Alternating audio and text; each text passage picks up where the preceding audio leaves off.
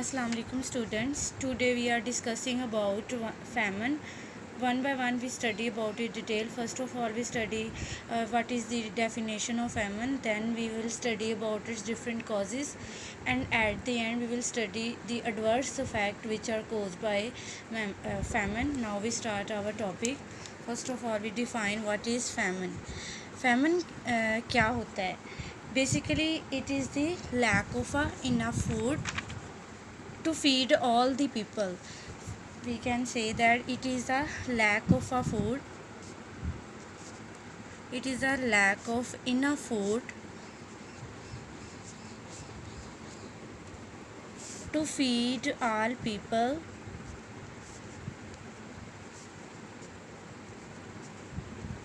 living in an area.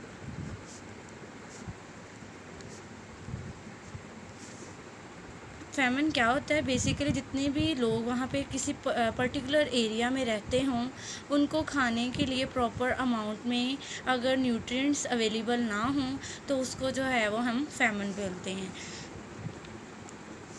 20वीं century में जो है वो सबसे जो डिस्ट्रक्टिव फैमिन आए हैं वो 2 फैमिन आए हैं। One is Ethiopian famine.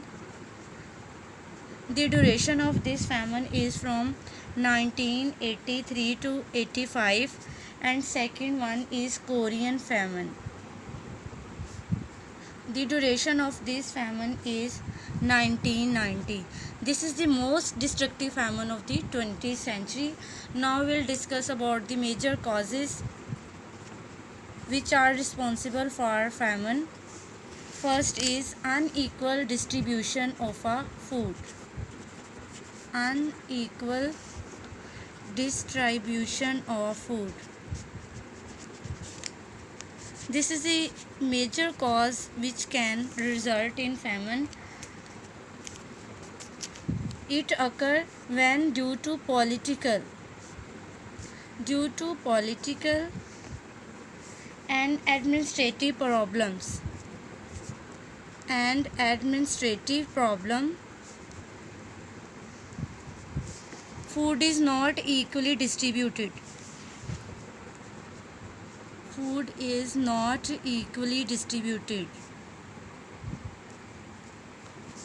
Food जो है वो पूरी दुनिया में इक्वली डिस्ट्रीब्यूट नहीं है। कुछ एरियाज़ जो कि वेल सेटल्ड हैं उनके पास उनकी रिक्वायरमेंट से ज़्यादा फूड है, और कुछ एरियाज़ जो कि वेल डेवलप नहीं हैं, अंडर डेवलपिंग है या पुअर कैटेगरी में आ रहे हैं, वहाँ पर फूड जो है वो नॉर्मल अमाउंट से भी कम अवेलेबल है। We can take the example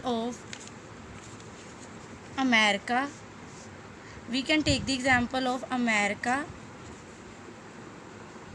UK and Canada. These are well developed countries. They have enough amount of food available more than their need. As a result they have surplus food, कि इनकी requirement से भी ज़्यादा इनके पास food है, ये well settled हैं। और on the other hand there are some countries like Ethiopia and Somalia.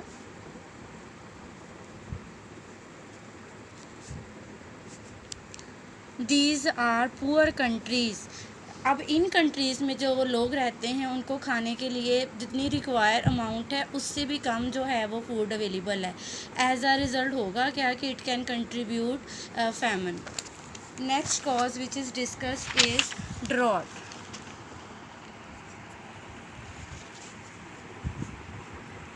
Drought is a natural cause. Drought is a natural cause. It results when there is not enough water to support agriculture and human needs.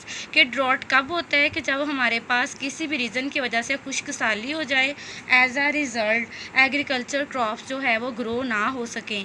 और होगा क्या, agriculture crops जब grow नहीं होंगी तो food जो है वो लोगों को अवेलेबल नहीं होगा। We can say that it is a period, ये वो टाइम पीरियड होता है when there is not enough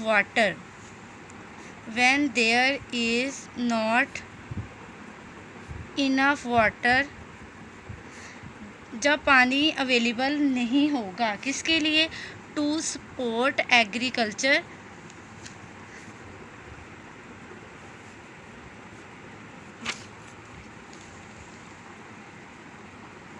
to support agriculture, ना तो एग्रीकल्चर सपोर्ट होगा और ना ही जो है वो ह्यूमन नीड्स इससे सेटिस्फाई होंगी।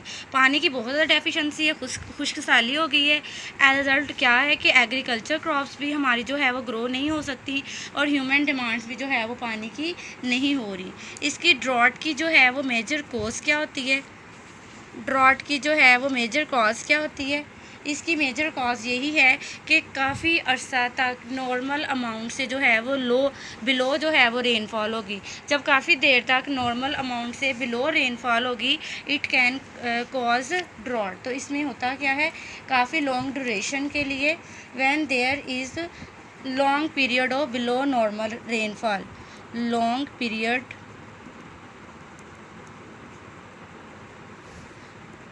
बिलो नॉर्मल रेनफॉल,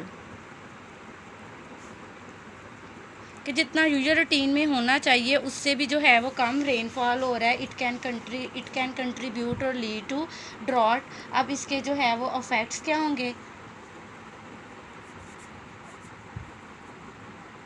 इफेक्ट्स इसके यही होंगे कि stop yielding, it can decrease, या तो डिक्रीज़ कर देगा, और स्टॉप यील्डिंग ऑफ क्रॉप्स की जो है यील्ड कम हो जाएगी। And it can cause famine, और एंड रिज़ल्ट क्या होगा इसका भी? It results famine. ये सेकंड कोज है फैमन की। Third is flooding. Third reason is flooding. This is the third cause of famine. Flooding is a condition when there is excess amount of water. It is opposite to drought. In drought condition, there is a deficiency of a water and rainfall is below a normal rainfall. In flooding, there is an excess amount of water. As a result, we cannot grow the crop in drainage of a water. इसमें क्या होता है कि जो rainfall है, rainfall is more than normal rainfall. Normal rainfall से जो है वो बारिश जो है वो ज़्यादा होगी फ्लडिंग स्टेज में। एज अ रिज़ल्ट होगा क्या कि इसमें क्या होगा कि जब ज़्यादा पानी हो जाएगा और रिवर्स जो होंगे उनकी कैपेसिटी एक रेंज तक होती है पानी को स्टोर करने की। मैक्सिमम अमाउंट ऑफ वाटर जब स्टोर हो जाएगी उसके बाद जो होंगे रिवर्स जो होंगे वो ओवरफ्लो हो जाएंगे। Reverse and canals after a high amount of water storage overflow, उससे जो है वो फिर फ्लड आ जाएंगे, ओवरफ्लो होंगे। Overflow can lead to flood. अब फ्लड से क्या डिस्ट्रक्शन होती है?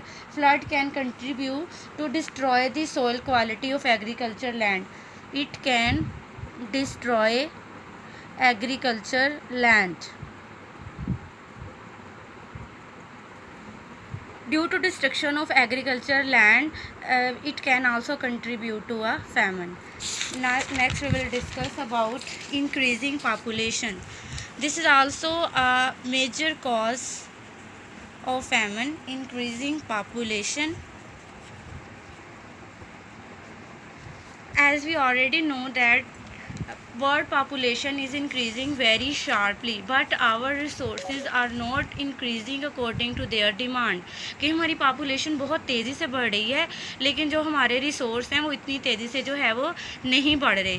तो एज अ रिज़ल्ट क्या है कि हम जो है वो ज़्यादा से ज़्यादा नेचुरल रिसोर्स को यूज़ कर रहे हैं। नेचुरल रिसोर्स के ऊपर प्रेशर बढ़ रहा है which can also contribute to फैमन।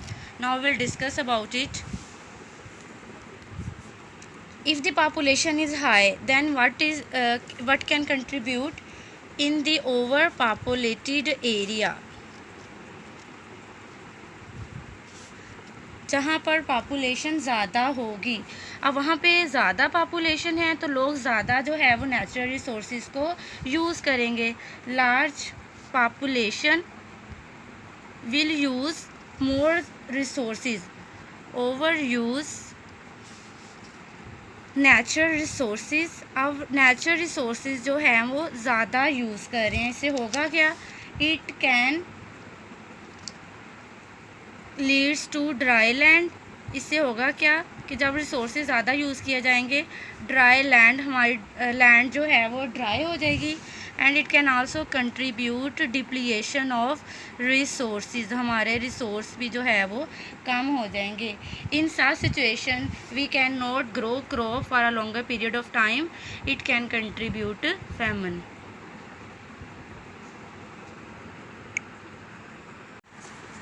Now we discuss about digestion in human.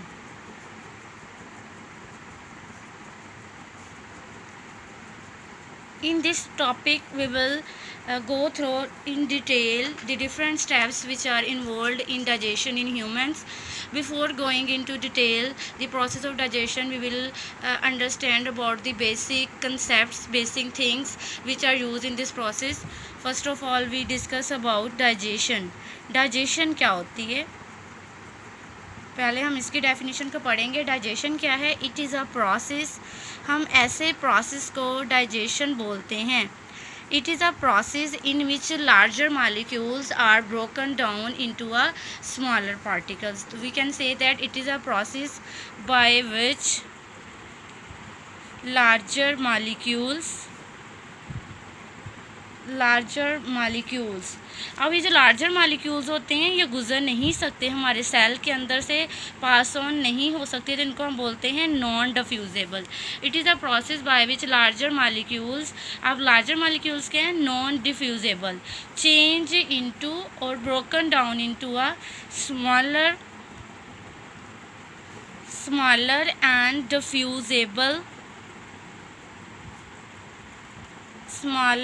डिफ्यूजेबल molecule is known as digestion. के वो प्रोसेस जिसमें लार्जर मॉलिक्यूल्स की ब्रेक डाउन हो जाती है स्मॉलर में, उसको जो है वो हम डाइजेशन बोलते हैं। The process of digestion is divided into different steps. Digestion का प्रोसेस डिफरेंट स्टेप्स में डिवाइड किया है। One is ingestion. इंजेशन क्या होता है कि वो प्रोसेस में हम खाना खाते हैं। टेकिंग इन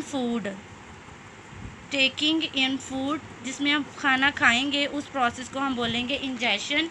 इंजेशन के बाद जो नेक्स्ट स्टेप है उसको हम बोलते हैं digestion. Digestion is a process in which large molecules are broken down into smaller one. We can say that complex substances are broken down into simpler one. Complex substances are broken down into simpler ones. Complex जो है वो simpler में तोड़ी जाती हैं। इसके बाद जो है वो नेक्स्ट है absorption. It is a process in which smaller molecules are absorb, यानी कि वो प्रोसेस है जिसमें हम क्या करते हैं, डाइजेशन के बाद जो स्मॉलर पार्टिकल्स हैं वो एब्जॉर्ब हो जाते हैं। We can say that absorption of food into blood and lymph. इन दो कंपोनेंट के अंदर जो है वो हमारा एब्जॉर्ब फूड जो है वो डाइजेस्ट फूड एब्जॉर्ब होगा। नेक्स्ट जो इसका पार्ट है डाइजेशन का, जो नेक्स्ट पार्ट है वो है असिमिलेशन। असिमिलेशन में जो एब्जॉर्ब पार्टिकल्स हैं उनसे जो है वो जो भी बॉडी करना। Assimilation is a process. Assimilation जो है वो एक ऐसा प्रोसेस है जिसमें जो एब्जॉर्ब मॉलिक्यूल हैं वो यूज़ करके कम्प्लेक्स सब्सटेंसेस जो है वो बनाई जाती हैं। We can say that assimilation is a process in which conversion of absorbed molecules को जो है वो कन्वर्ट किया जाता है इनटू कम्प्लेक्स सब्सटेंसेस में चेंज किया जाता है, जिनसे जो है वो हमारी बॉडी बनती है। इसके बाद लास्ट स्टेप जो डाइजेशन का है वो है डेफिकेशन। इसमें क्या होता है कि जो भी अनडाइजेस्टेड फूड है बॉडी से एलिमिनेट कर दिया जाता है। Elimination of undigested food. कि जो बॉडी के अंदर एब्जॉर्ब नहीं हुआ वो डेफिकेशन के अंदर जो है बॉडी से रिलीज़ कर दिया जाएगा। These are different steps which are involve in the process of digestion. Now we discuss about the digestion in human. Digestion in human occur in alimentary canal. Human alimentary canal. इंसान के अंदर जो total digestion का process है वो alimentary canal के अंदर होता है। Alimentary canal is a tube like structure that extends from mouth to oral cavity, that extends from mouth और ओरल कैविटी टू एनस। तो ये क्या है? It is a long tube like structures, it is a long tube like structure that extends from mouth to anus। ये हमारे mouth से start होता है और एनस पर जाकर जो है वो ख़त्म हो जाता है। इसको डिफरेंट पार्ट्स में डिवाइड किया हुआ है। Now we will discuss about main sections which are involved in the process of digestion. These are different parts. First part is known as oral cavity. Second part is pharynx. Third part is esophagus. Fourth part is stomach. Next is small intestine, large intestine. These are the different parts of the alimentary canal. Moreover, there are also different glands that secrete their secretions. They are also associated with the alimentary canal. These are three pairs of glands which are associated with the alimentary canal. One is salivary glands, another is pancreas, and third is liver. These are the different glands that are also associated with the alimentary canal. They produce their secretions during the process of digestion. These secretions aid in digestion. Now tomorrow we shall go in detail. Thank you.